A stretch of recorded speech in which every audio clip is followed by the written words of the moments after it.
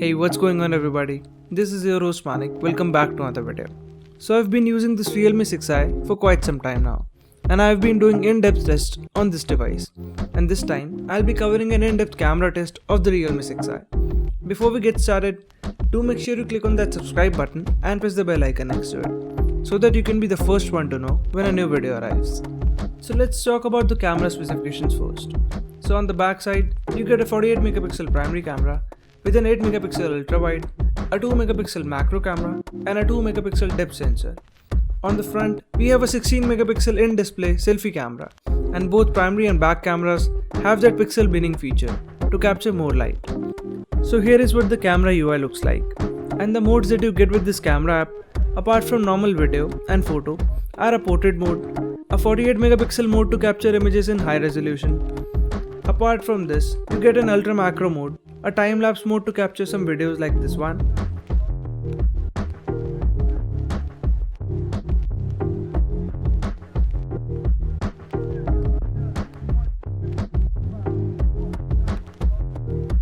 Plus there is a chroma boost option to capture more colors in an image.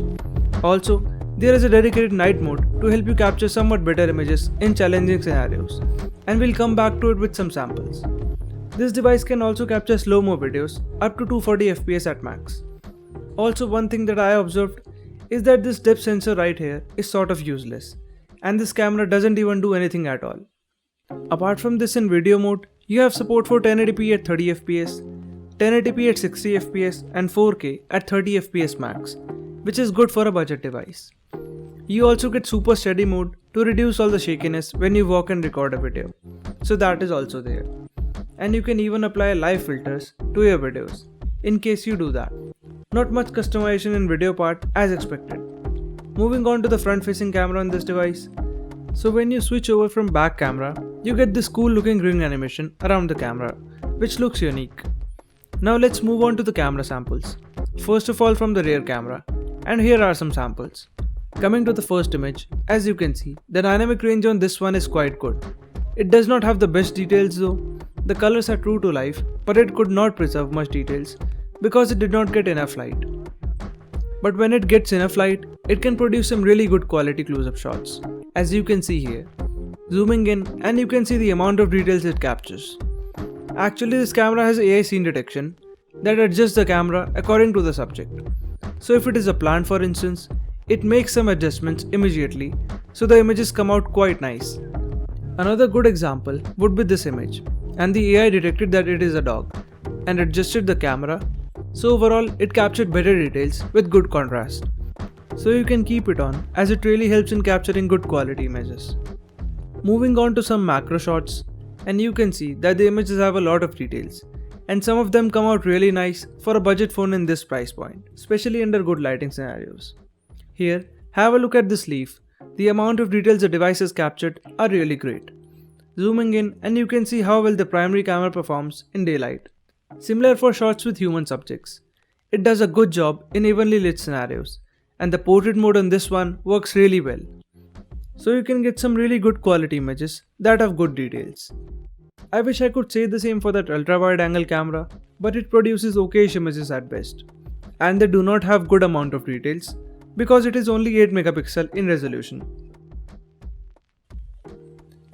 But it comes in really handy in some scenarios, where you want more information without caring much about the details in a shot. So it's fun to have this ultra wide angle sensor. It could have been better, but for a budget device, it's alright. That macro camera in particular is useless, as it captures some dark and grainy images that are not usable. It's just there to flaunt and nothing else. The images it captures are of bad quality overall and are not usable at all. That forced depth sensor is surely even more useless, as it is not even doing anything because even if it is covered, it made no difference at all.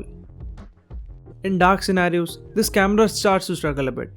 You cannot expect a lot of details from a device at this price point. I think it still did quite good. Though, you will have to keep the device really stable to get a usable image. Here are some more samples in close to dark scenarios, and they are average at best. In really dark scenarios, the camera struggles to provide a good or even usable image, even with that night mode turned on. as you can see in these samples. So if you click a lot of images in dark, then don't even try, as this was expected from a budget device, right? Coming to this 16 megapixel front facing camera. It produces some decent selfies during the day, and the images have good amount of details. The colors are not the most natural, but overall they are good enough. The images look sharp and usable at best. It also has that portrait mode and it does a really good job in blurring the background. Though the edge detection sometimes take a hit in complex scenarios, but it works fine 9 out of 10 times. So here is a video sample recorded using the back camera of this Realme 6i. So you guys be the judge and let me know what you feel about the overall video quality of this device. So these were the samples from the cameras of Realme 6i. And I think it has good camera performance for a budget device in this price range. It's not the best out there, but you can get some good features like faster charging and a better screen. And I think these are decent cameras for the price, if not the best out there. Anyways, this was the in-depth camera test of Realme 6i. So stay tuned for the full review that is coming really soon. And do like this one if it helps you out. And lastly, subscribe for more content like this one. And I'll see you in the next one.